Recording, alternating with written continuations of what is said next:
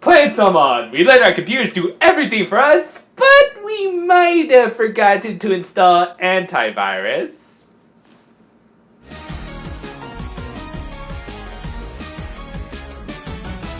Continuing right where we left off last week, the Precure were on the land, having been accused of grand larceny by an old coot who was more than likely off his meds. The Mother AI and its maid drones were looking for them, and yet couldn't find them in spite of their sheer numbers. This is why you never outsourced to Dr. Wiley.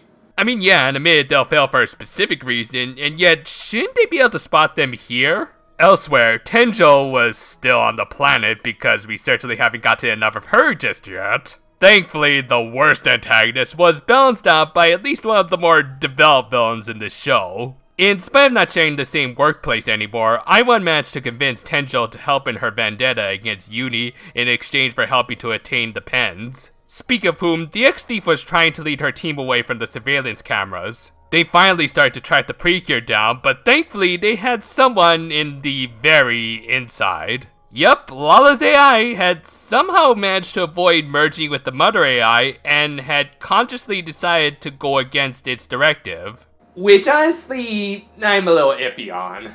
Granted, as even I pointed out last week, there were signs that the AI was hesitant to have its memories rewritten, but to have it come out of nowhere to save the Precure is a little much. It's not full on rude just yet, but I do have to raise an eyebrow. It didn't take long for General Pepper and his men to pick up on the AI's betrayal. Thus, this gave Lala's family a chance to step in. Well, okay, maybe they can convince them that Lala is innocent, that this was all just one big misunderstanding.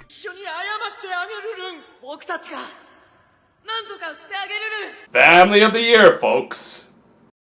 I joke, but I actually really do like the setup, as even Lala had to accept the reality of how backwards her homeworld was, as everyone just assumed she was guilty without any sort of proper trial or the like. Which, unfortunately, is not that far removed from the real world. It's good dystopian world building that we'll see a little bit more in just a bit. For now though, the real secondary lead of this show, Uni, gave Lala a little reality check, telling her that they may just have to reveal the fact that they are the Precure. As even though her family did believe she was guilty, they did seem like they would at least be willing to listen. Lala was still against this, as revealing their identities would mean her friends would likely have to work for the space feds. However, that other secondary character, I can't remember her name, assured Lala that no matter the outcome, they would accept whatever path Lala chose. Your call, but I hope you guys enjoy doing paperwork.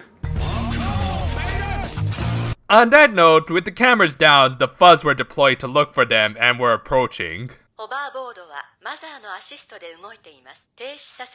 I think your AI is kind of homicidal. Luckily, they were spared death by the offspring of Skynet as someone else took over the controls. Yep, Iwan had taken over the whole planet's computer system with just a virus transmitted through one of the security drones. Okay, I know I kind of said this at the beginning of the review, but man, the security on this planet sucks. Maybe next time, build some more firewalls instead of phallic-shaped buildings. The civilians all tried to make a run for it, but all had worse cardio than Hibiki Sakura. You know, someone mentioned last week that this planet is basically the colony from Wall-E, and yeah, pretty much right on the money there, dude.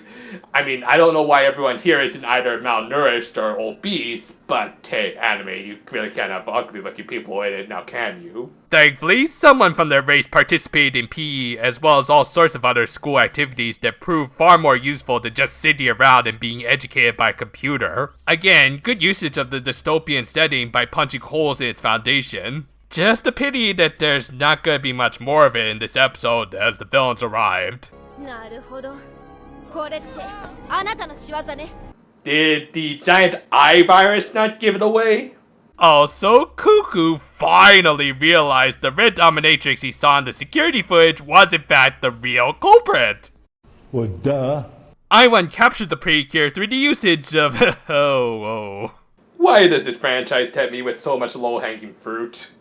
And just as a final send-off of how worthless of a character he was, Cuckoo once again denounced Lala for being of the lowest ranking intelligence. Hey, at least she can sprint, you ungrateful old fart.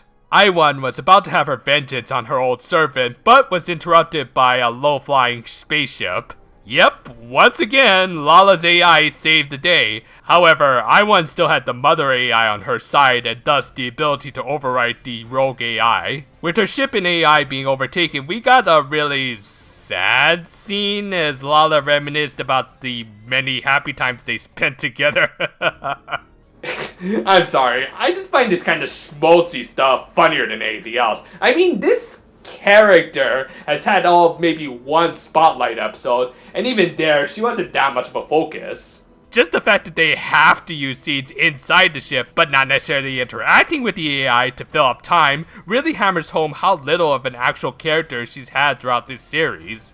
Honestly, I'm just waiting for someone to say, お前消えるのか? to really show how overplayed all of this is. Of course, within just 2 minutes of its supposed death, Lala's AI not only revived, but also managed to purge I-1's virus. What happened to the interesting dystopian storyline we had going? Well, you're the one singing on your bum, you lazy waste of a Quetzalcoatl voice! Honestly, the best part of this episode was the fact that we finally got to see Lala's solo transformation again ever since the 2nd episode. But yeah, the Precure threw caution to the winds in order to fight Tenjo and her extra large mook. Okay, Tenjo, you get 1 for making me chuckle. It's more than I can give this fight, composed of nothing but stock animations as the Precure spammed their attacks, including the new Cancer Pen attack. Oh yeah, legit forgot that was a thing. And finished off Mr. Supersized with the Southern Cross. Wow, even for a Tenjo fight, that was nothing. Understandably, after such a disappointing fight, the villainesses once again split up. After clearing some things up with Lala's folks, they did the usual princess revival ritual with Fua donning a cuddly crab outfit. And with that, only 1 princess and Pen remained. However, while this was a very significant victory for our heroines, it came at a high price, as in order to purge I-1's virus, Lala's AI did have to merge with the mother AI, which as previously established, would result in her being overwritten. Wait, what? How did she avoid getting...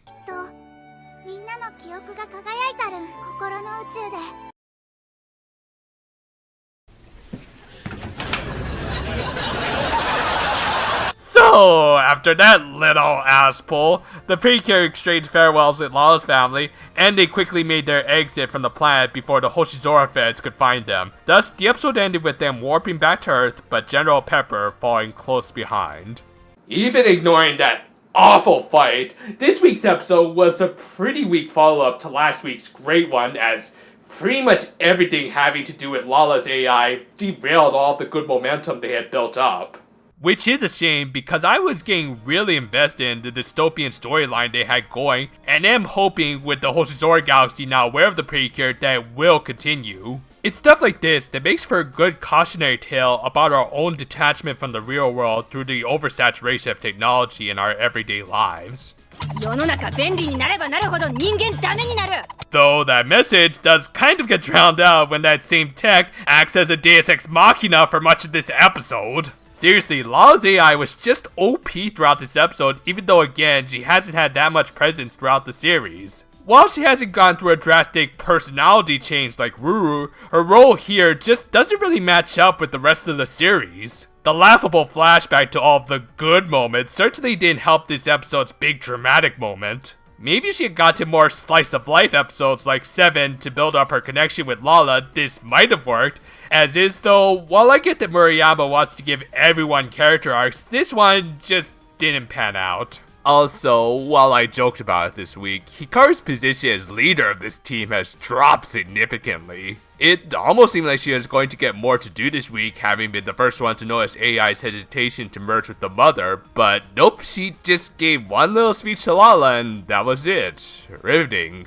So, after helping out here and there with the new kid in town, I've been able to get back to my video editing for my next big review, which will close out Hakuto's manga run. While these books have been a little more on the light-hearted side of things than previous volumes, I think the climax to it all is well worth it. Boy, does it get pretty bleak at the end. So look forward to it, and until then though, farewell for now my friends, and... Excuse me, I just need to run a quick virus scan.